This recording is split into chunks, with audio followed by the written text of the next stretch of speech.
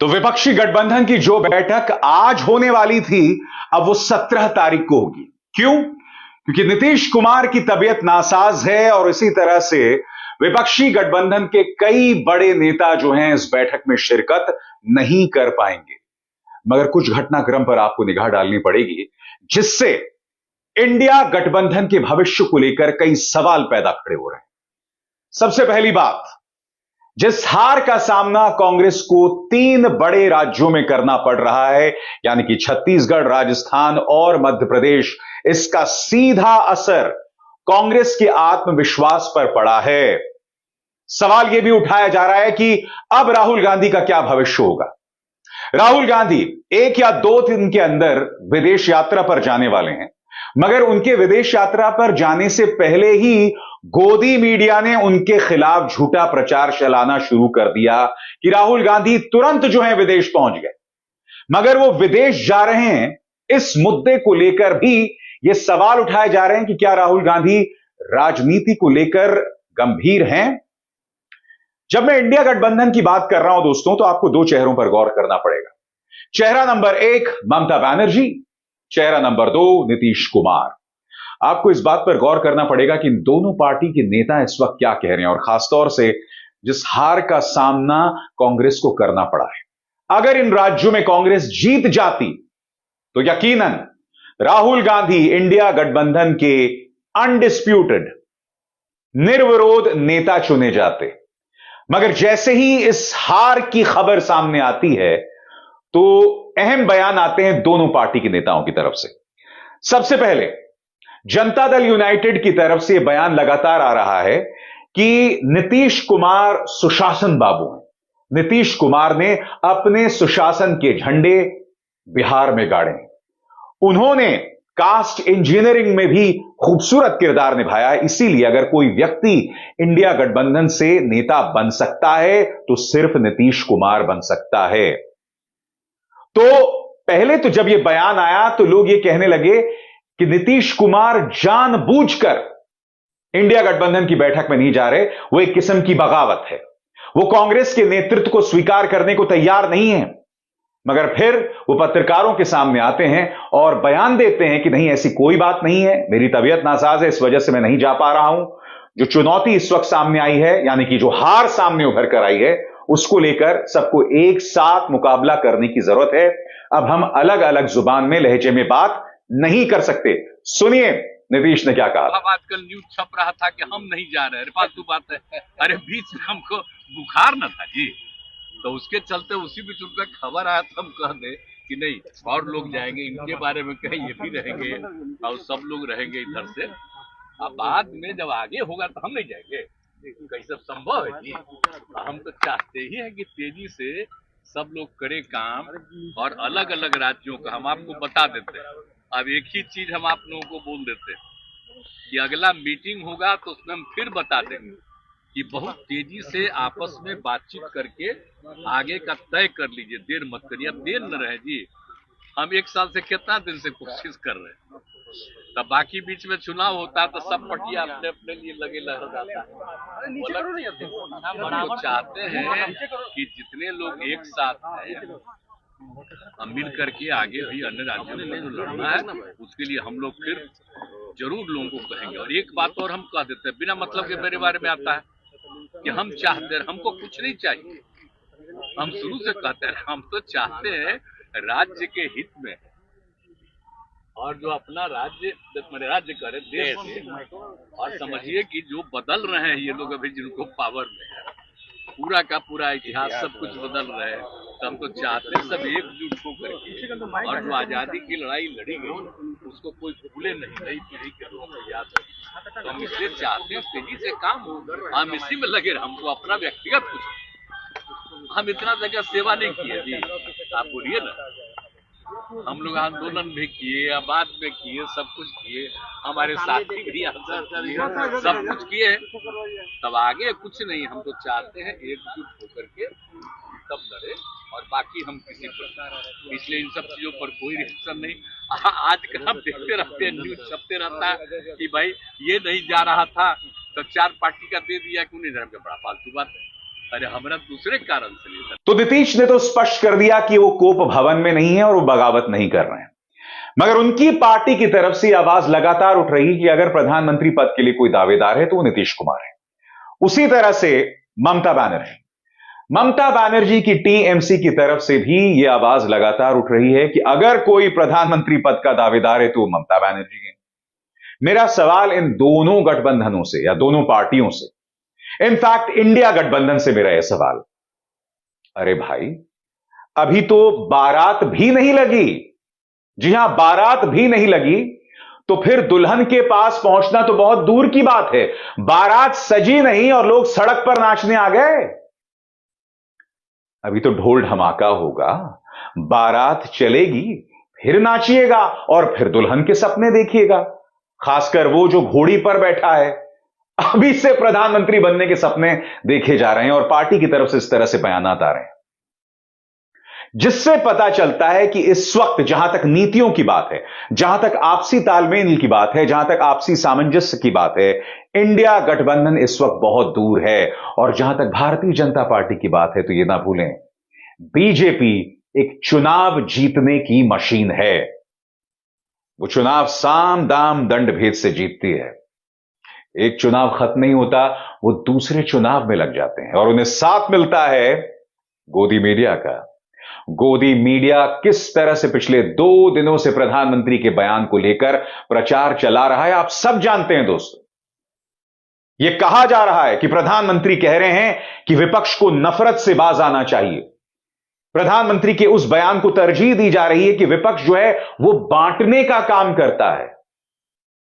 अगर विपक्ष बांटने का काम करता है तो कृपया यह बताने का कष्ट करें कि टी राजा सिंह किस पार्टी के विधायक हैं। यह बतलाने का प्रयास करें कि बाल मुकुंद आचार्य राजस्थान में किस पार्टी के विधायक हैं। और स्वयं प्रधानमंत्री अमित शाह, योगी आदित्यनाथ के ऐसे ढेरों बयान हैं, चाहे 80% बनाम, चाहे विपक्ष की तुलना आतंकवादी से करना, चाहे कांग्रेस को फांसी पे चढ़ाना, ये तमाम हिंसक बयान हैं। और ये बयान इन 3 बड़े नेताओं ने दिया है, प्रधानमंत्री नरेंद्र मोदी, योगी आदित्यनाथ और अमित शाह। तो इसीलिए जब विपक्ष पर हमला किया जाता है नफरत को लेकर, तो भाजपा को अपने गिरबान में झांकना पड़ेगा।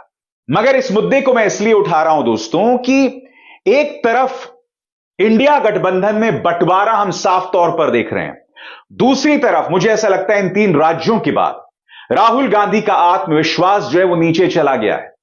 उन्हें एक और भारत जोड़ो यात्रा की जरूरत पड़ेगी। मगर सवाल यह कि क्या वो भारत जोड़ो यात्रा उन्हें एक बार फिर राजनीतिक बुलंदी पर पहुंचा पाएगा? क्योंकि इस वक्त भाजपा एक ऐसी मशीनरी बन गई है, एक ऐसी मशीन बन गई है जिसकी नजर जीत की तरफ होती है और वहां वो बढ़ता है, उसे पूरा सिस्टम सपोर्ट करता है। इसीलिए इंडिया गठबंधन की चुनौती हर गुजरते दिन के साथ बढ़ती जा रही है। चुनावों में इस वक्त 1 साल से कम का समय रह गया है। देश की जनता चाहती है कि वैकल्पिक नीतियों को लेकर किस तरह का प्लान है इंडिया गठबंधन के पास, मगर ऐसा कोई प्लान हमारे सामने उभर कर नहीं आया है।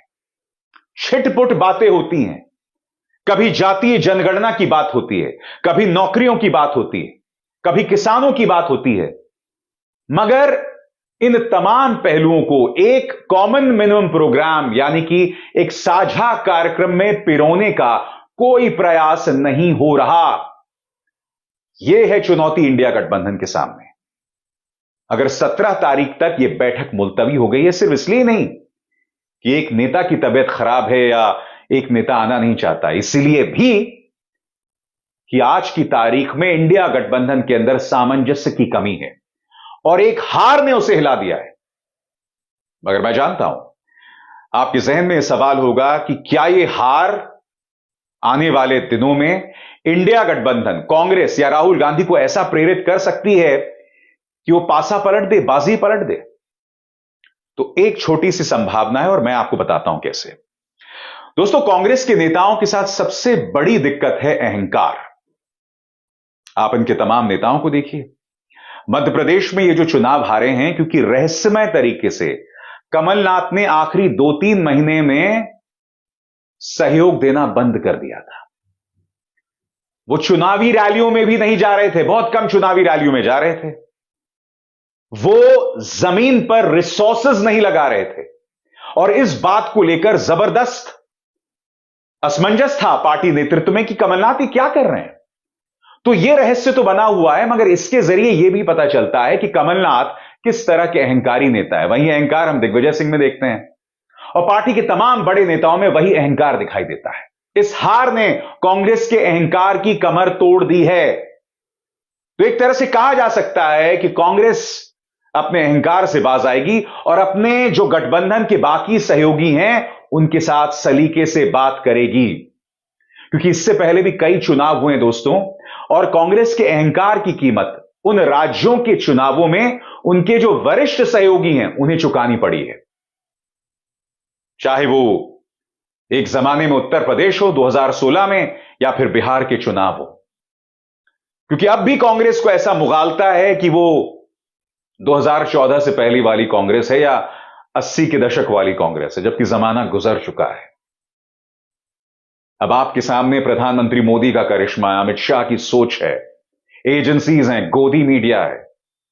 जयराम रमेश अभी एक बयान दे रहे थे कि भाई 20 साल पहले देखिए इसी तरह से हम सब राज्य हार गए थे दिल्ली को छोड़ के, मगर फिर हम चुनाव जीत गए 2002-2003 में। 20 साल पहले गोदी मीडिया नहीं था, एजेंसीज नहीं थी। सबसे बड़ी बात, 20 साल पहले मोदी नहीं थे, अमित शाह नहीं थे, उस वक्त अटल बिहारी वाजपेयी थे, जो राजनीति में शुचिता में विश्वास करते थे, सभ्य अंदाज में राजनीति किया करते थे, सामदाम दंड भेद से अपने विरोधियों को कुचलते नहीं थे। अब हालात बदल गए हैं, इसीलिए अगर अभी भी जयराम रमेश को 20 साल पहले की याद आ रही है तो मुझे आप पर दया आती है। बहरहाल पार्टी के कई प्रवक्ता, उनके साथ भी यही दिक्कत है, इसलिए बहुत जरूरी हो जाता है कि इस वक्त जमीनी हकीकत को देखकर, हालात को देखकर खुद में परिवर्तन लाइए। और मैं ऐसा क्यों कह रहा हूं? क्योंकि यह देश एक लोकतंत्र है और एक लोकतंत्र में एक मजबूत विपक्ष होना चाहिए। अगर मजबूत विपक्ष नहीं होगा तो इससे बड़ा दुर्भाग्य नहीं हो सकता दोस्तों। इसीलिए कांग्रेस को कम से कम अपने विपक्ष की जिम्मेदारी को निभाना पड़ेगा। हो सकता है आप 2024 ना जीतें, अभी जो हालात हैं ये जीत नामुमकिन है। और ये सिर्फ इसलिए नहीं क्योंकि बीजेपी जीत गई है, क्योंकि मैं जानता हूं बीजेपी ने सिस्टम को हैक कर दिया है। चाहे गोदी मीडिया के जरिए जनता को ब्रेन वॉश करना हो, चाहे सिस्टम के जरिए, एजेंसीज के जरिए, अदालतों के जरिए, चुनाव आयोग के जरिए अपने पक्ष में हालात करने हो, तो आप तो पहले ही इस चुनौती का सामना कर रहे हैं। ऊपर से अगर आप अपनी गलतियों पर विचार नहीं करेंगे तो माफ कीजिएगा 2024 के लोकसभा चुनाव में 50 सीटें भी नहीं मिलने वाली हैं। मेरे इन शब्दों को याद रखिएगा। अहंकार छोड़िए, जमीनी हकीकत को पहचानिए। आपकी लड़ाई में आंदोलन का तेज होना चाहिए, आंदोलन का जुनून होना चाहिए, मगर उसकी कमी दिखाई दे रही है। अपने निजी स्वार्थों से उठिए, राज्यों में अपनी औकात को पहचानिए। क्षमा कीजिएगा, कड़ा शब्द है, मगर यही शब्द होना भी चाहिए। राज्यों में अपनी हैसियत को पहचानिए और फिर यह लड़ाई लड़िए। क्या यह सब कांग्रेस कर पाएगी? क्या राहुल गांधी आने वाले दिनों में कड़े कदम उठाएंगे? क्या मल्लिकार्जुन, सचिन पायलट, कमलनाथ, दिग्विजय सिंह इन पर कड़ी कार्रवाई करेंगे उनके असहयोग के लिए? ये तमाम सवालात हैं जिनके जवाब दिए जाने बाकी हैं, मगर अब तक नहीं मिले हैं। मगर कांग्रेस का एक अंदाज रहा है, चीजों को चलने दो, ऑल इज वेल। वो 3 इडियट्स का वो जो डायलॉग है, all is well, all is well से चलता है। मगर अब वैसा नहीं होने वाला है। अगर आप ऐसा करते रहेंगे तो इतिहास आपको माफ नहीं करेगा कि एक बहुत ही चुनौतीपूर्ण काल में आपने सिर्फ और सिर्फ निजी स्वार्थ के चलते, अपने अहंकार के चलते एक सार्थक विपक्ष की भूमिका नहीं निभाई। और यह नसीहत सिर्फ कांग्रेस के लिए नहीं है, यह नसीहत ममता बनर्जी, नीतीश कुमार, अरविंद केजरीवाल महाराष्ट्र से आने वाली तमाम पार्टियां, इन सब के लिए अहंकार त्यागिए और एक सार्थक विपक्ष की भूमिका निभाइए। अभिसार शर्मा को दीजिए इजाजत। नमस्कार।